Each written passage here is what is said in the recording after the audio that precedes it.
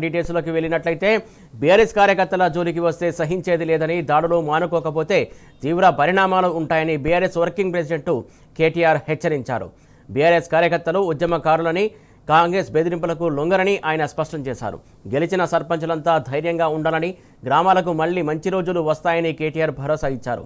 కేసీఆర్ హయాంలో తెలంగాణ పల్లెలు దేశానికే ఆదర్శంగా నిలిచాయన్న కేటీఆర్, రేవంత్ రెడ్డి అధికారంలోకి వచ్చిన ఈ రెండేళ్లలో తెలంగాణకు ఒక అవార్డు కూడా రాలేదన్నారు. కాంగ్రెస్, బీజేపీ నాణ్యానికి బొమ్మ బొరుసు లాంటివని, ప్రజలను మోసం చేయడంలో ఒకరిని మించి మరొకరు పోటీ పడుతున్నారని కేటీఆర్ ఎద్దేవా చేశారు. స్థానిక ఎన్నికల్లో బీఆర్ఎస్ ప్రభంజనం సృష్టించడం మంచి రోజులుగా సంకేతమన్నారు కేటీఆర్. పల్లె బీఆర్ఎస్ బలపరిచినటువంటి అభ్యర్థులకే జనం పట్టం కట్టడం వెనుక కార్యకర్తల కృషి ఉందన్నారు. యాదాద్రి భువనగిరి జిల్లాలో పర్యటించిన కేటీఆర్ నూతనంగా ఎన్నికైన సర్పంచులు, ఉప సర్పంచులు, వార్డు మెంబర్లను సత్కరించారు. కాంగ్రెస్ కుట్రలను, దాడులను తట్టుకుని ప్రజల మన్ననలను పొందినటువంటి బీఆర్ఎస్ నేతలను కేటీఆర్ ప్రత్యేకంగా అభినందించారు.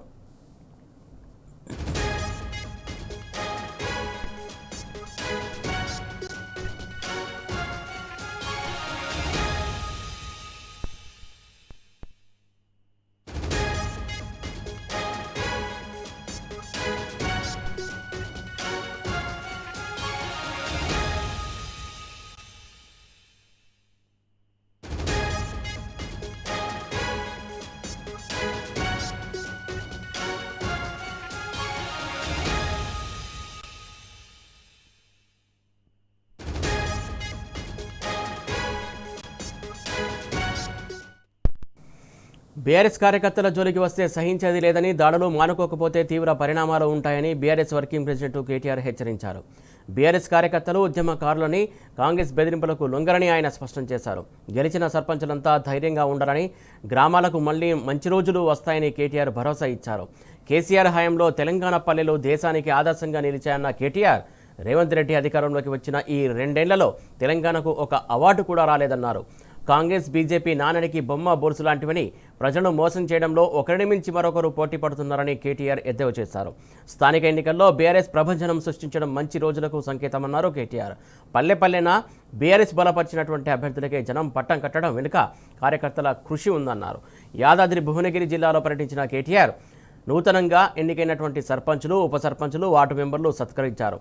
కాంగ్రెస్ కుట్రను, దాడులను తట్టుకుని ప్రజల మన్ననలను పొందినటువంటి బీఆర్ఎస్ నేతలను కేటీఆర్ ప్రత్యేకంగా అభినందించారు.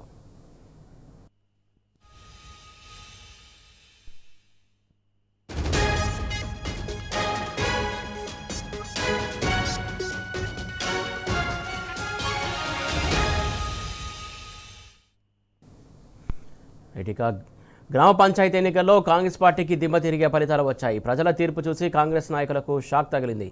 మొదటి దఫా ఫలితాలు చూసి ముఖ్యమంత్రి రేవంత్ రెడ్డి షాక్ అవ్వగా, రెండో దఫా ఫలితాలు చూసి మైండ్ బ్లాక్ అయ్యింది. ఇక మూడో దశ ఫలితాలైతే కాంగ్రెస్ పార్టీని పూర్తిగా నిరాశపరిచింది. మూడో దశ ఫలితాలు ఉల్టా పల్టా అవుతాయన్న భయంతోనే కాంగ్రెస్ నేతలు డబ్బు సంచులు పట్టుకుని బయలుదేరారని మాజీ మంత్రి హరీష్ రావు ఎద్దేవా చేశారు. పోలీసులను అడ్డుపెట్టుకుని అధికార దుర్వినియోగానికి పాల్పడుతూ బీఆర్ఎస్ కార్యకర్తలపై దాడులు చేశారని ఆయన మండిపడ్డారు. సిద్దిపేట జిల్లా గజ్జల్ నియోజకవర్గం తూప్రాన్ మండలంలోని మల్లాపూర్, కొత్త పాలకవర్గాలు, అచ్చంపేట నియోజకవర్గంతో పాటు సీఎం రేవంత్ రెడ్డి సొంత మండలం వంగూరులో 10 గ్రామ పంచాయతీల్లో విజయం సాధించినటువంటి బీఆర్ఎస్ సర్పంచ్లను హరీష్ రావు సత్కరించారు.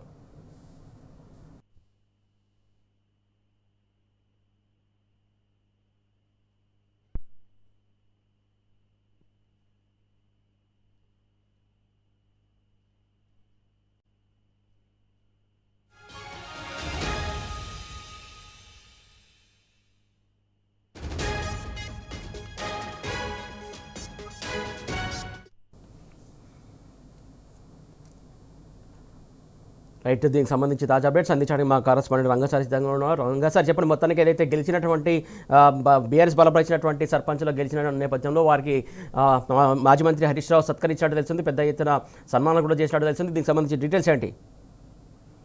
సురేష్, ఉమ్మడి మెదక్ జిల్లాలో 3 విడతలుగా జరిగినటువంటి గ్రామ పంచాయతీ ఎన్నికల్లో భారీ ఎత్తున బీఆర్ఎస్ పార్టీకి సంబంధించిన అభ్యర్థులు విజయం సాధించినటువంటి పరిస్థితి కనిపించింది. ముఖ్యంగా సిద్దిపేట జిల్లాలో దాదాపు 80% గ్రామ పంచాయతీలని బీఆర్ఎస్ పార్టీ కైవసం చేసుకున్నది. వాళ్ళు విజయం సాధించారు. సిద్దిపేట నియోజకవర్గము, అటు గజ్వేల్ నియోజకవర్గము, జనగామ నియోజకవర్గంలోని ఇక్కడ సిద్దిపేట జిల్లా పరిధిలో ఉన్నటువంటి చేరియాల, కొమరవెల్లి, మద్దూరు, దూల్మిట్ట ఈ 3 మండలాల్లో, ఈ 4 మండలాల్లో కూడా బీఆర్ఎస్ పార్టీకి సంబంధించిన అభ్యర్థులు పెద్ద ఎత్తున విజయం సాధించడం జరిగింది. అట్లాగే అటు హుస్నాబాద్ నియోజకవర్గంలో మంత్రి ప్రాతినిధ్యం వహిస్తున్నటువంటి హుస్నాబాద్ నియోజకవర్గంలో కూడా దాదాపు 20-25 స్థానాల్ని బీఆర్ఎస్ పార్టీ కైవసం చేసుకుంది. ఇక మెదక్ జిల్లాలోనైతే 2 నియోజకవర్గాలు ఉన్నాయి. అక్కడ మెదకు, నర్సాపూర్ నియోజకవర్గానికి సంబంధించి ఆ 2 నియోజకవర్గాల్లో మెదక్ అసెంబ్లీ నియోజకవర్గంలో దాదాపు 58 గ్రామ పంచాయతీ స్థానాల్ని బీఆర్ఎస్ పార్టీకి సంబంధించిన బలపరిచిన అభ్యర్థులు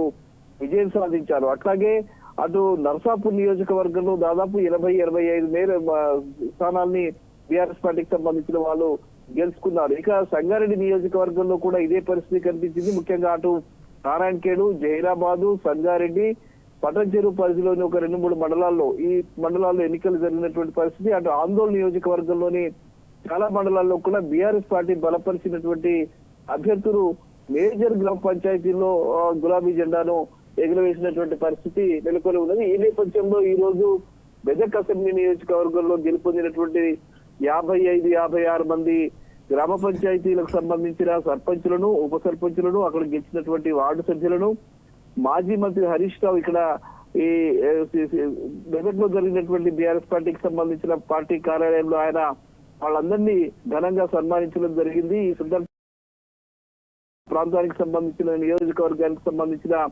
చాలా మంది కార్యకర్తలు, నాయకులు, కొత్తగా ఎన్నికైనటువంటి సర్పంచులు, వార్డు సభ్యులు, ఉప సర్పంచులను కూడా పెద్ద సంఖ్యలో ఈ సమావేశానికి హాజరయ్యారు. ఈ సమావేశంలో మాజీ ఎమ్మెల్యే మెదక్ బీఆర్ఎస్ పార్టీకి సంబంధించిన అధ్యక్షురాలు పద్మా దేవేందర్ రెడ్డి పాల్గొన్నారు. మాజీ ఎమ్మెల్యే శశిధర్ రెడ్డి, అట్లాగే మాజీ ఎమ్మెల్సీ సుభాష్ రెడ్డి, వీళ్ళంతా కూడా పెద్ద ఎత్తున నాయకులు పాల్గొన్నటువంటి పరిస్థితులు చాలా ఉత్సాహభరితంగా ఈ సమావేశం కొనసాగిందని చెప్పవచ్చు. ఎందుకంటే నూతనంగా ఒకవైపు కాంగ్రెస్ పార్టీ ప్రాతినిధ్యం వహిస్తున్నటువంటి మెదక్ అసెంబ్లీ నియోజకవర్గంలో పెద్ద ఎత్తున బీఆర్ఎస్ పార్టీకి సంబంధించిన వాళ్ళు గెలుపొందడం పట్ల అక్కడ పెద్ద ఎత్తున ఉత్సాహం నెలకొన్నది.